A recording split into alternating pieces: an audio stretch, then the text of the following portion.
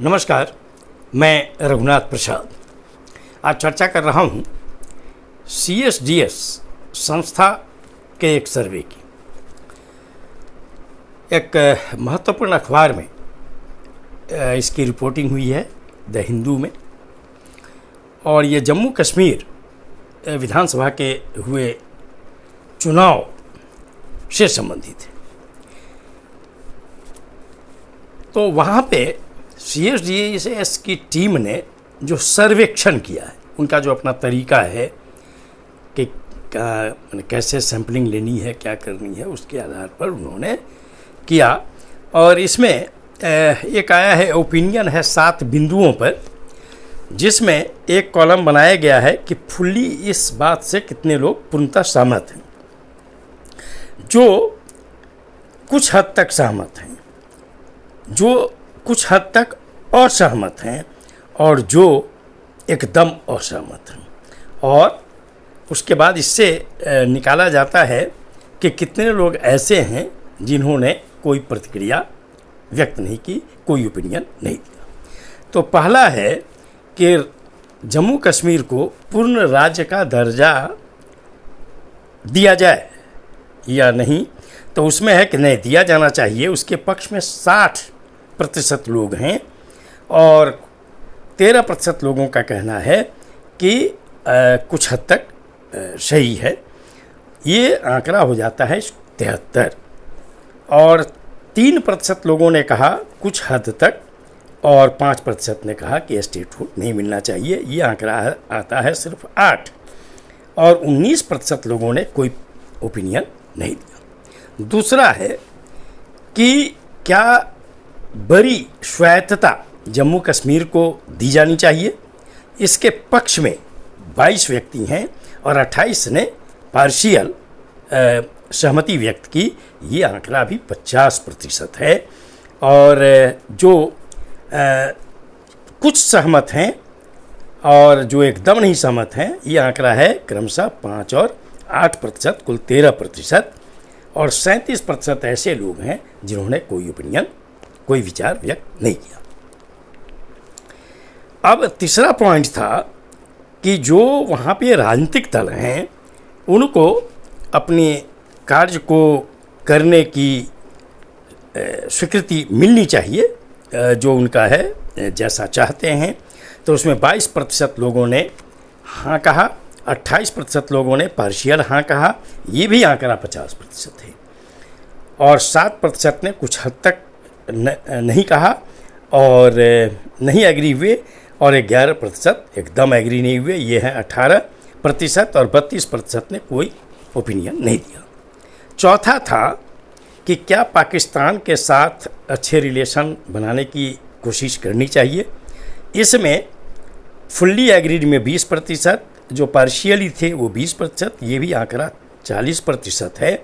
जो चाहते हैं कुछ हद तक यहाँ बात की जा सकती है, वो 7%, और जो एकदम डिसएग्री करते हैं वो 24% है। ये टोटल आता है 31%। और 29% ऐसे लोग हैं जो माने वार्ता पाकिस्तान से करना नहीं पर कोई प्रतिक्रिया उन्होंने 29% लोगों ने व्यक्त ही नहीं की। नेक्स्ट है directing the army to adopt an even tougher stand, कि आर्मी को और कड़ा कहिए कि स्टेप लेने के लिए लेने की अनुमति दी जानी चाहिए या नहीं। उसमें 16% ने हाँ कहा, 16% ने पार्शियल हाँ कहा, जो 32 का आंकड़ा है। और जो कि असहमति की पार्शियल दिए 13, और जो पूर्णतः असहमत हैं वो 23, ये है 36। और ये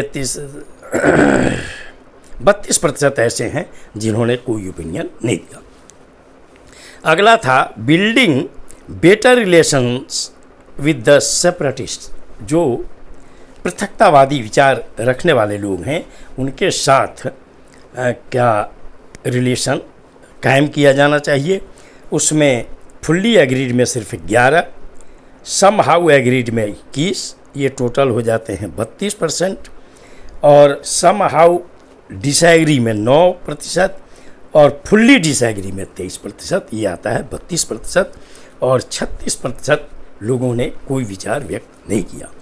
और लास्ट टाइम का giving more power to the lieutenant governor, कि क्या लेफ्टिनेंट गवर्नर को और ज़्यादा पावर मिलना चाहिए। इसमें 9% लोग ही सिर्फ एग्रीड हैं और 22% समहाउ एग्रीड हैं। ये आंकड़ा सिर्फ 31% है, और 15% जो समहाउ डिसएग्री करते हैं, और 24% जो फुल्ली डिसएग्री करते हैं कि उनको पावर दिया जाए, ये आता है 39%, और 30% ने कोई विचार व्यक्त नहीं किया। इन CSDS के आंकड़ों से यह पता लगता है कि दो चीज़, माने एक जो है कि ग्रांटिंग स्टेटहुड, इसमें बहुत बड़ी जो शिरकत है वो इसके पक्ष में है, और भारत सरकार ने भी समय समय पर विचार व्यक्त किया है कि उसे स्टेटहुड का दर्जा जल्द दिया जाएगा, उचित समय पर दिया जाएगा। तो इसके पक्ष में लोग हैं 73% लोग फुल्ली और पार्शियली एग्रीड में, और ग्रेटर ऑटोनॉमी जो स्टेट को मिलनी चाहिए और जो पॉलिटिकल पार्टीज़ को काम कर देना चाहिए, वो दोनों में 50% भी ये आंकड़ा है फुल्ली एग्रीड और समहाउ एग्रीड में। इसका मतलब ये हुआ कि भारत सरकार को अब निश्चित रूप से चुनी हुई सरकार के साथ सहयोगात्मक रवैया अपनाना ही इस देश के हित में होगा, और जितनी जल्दी हो सके उनको स्टेटहुड का दर्जा तो जम्मू कश्मीर को अवश्य मिलना चाहिए। मैंने पहले भी कहा है कि ये स्टेटहुड इनके साथ भी जो हो, तो लद्दाख के लोग भी जो आंदोलनरत हैं उनके लिए भी कुछ विचार विधानसभा के लिए होना चाहिए।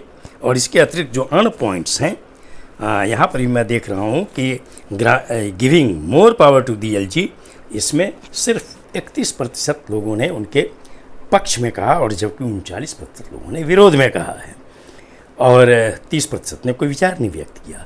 तो निश्चित तौर पर वहाँ की बहुतायत जनता की इच्छा है कि अब लेफ्टिनेंट गवर्नर के पावर में ज़्यादा बढ़ोतरी नहीं होनी चाहिए। इसके अतिरिक्त एक और सर्वे को मैंने उसी में से CSDS में से लिया कि assessment of the Modi government in resolving JK issue, तो उसमें मोर सक्सेसफुल जो है वो ओवरऑल सिर्फ 22% आया है, वो भी कश्मीर में 6 और जम्मू में 39%, और 55% ने कोई प्रतिक्रिया नहीं, 6% कश्मीर में, 39% जम्मू में, और ओवरऑल जो औसत है वो 22 आता है, 22%। इसका मतलब है कि 55% लोगों ने कोई ओपिनियन नहीं दिया है। लेस सक्सेसफुल, कि मोदी सरकार जो लेस सक्सेसफुल है वहाँ के प्रॉब्लम को सॉर्ट आउट करने में, उसमें 33% कश्मीर में और 19% जम्मू में, और इसका औसत आता है 26। 48% लोगों ने कोई विचार नहीं व्यक्त किया। As successful as the previous government, जो पहले की सरकारें थी उतनी ही सफलता मिली है इस सरकार को भी। इसमें 15% कश्मीर और 20% जम्मू, इसका औसत आता है ओवरऑल 17, और इसमें भी 48% लोगों ने कोई विचार नहीं व्यक्त किया। और लास्ट है कि as unsuccessful as the previous government, कि पिछली सरकारें भी जो सफल नहीं हुई, असफल रहीं, उसमें तो कश्मीर में 25% और जम्मू में 9%, और इसका औसत 17 आता है, जबकि उस रिपोर्ट मैंने देखा 18, और 66% लोगों ने कोई विचार नहीं व्यक्त किया।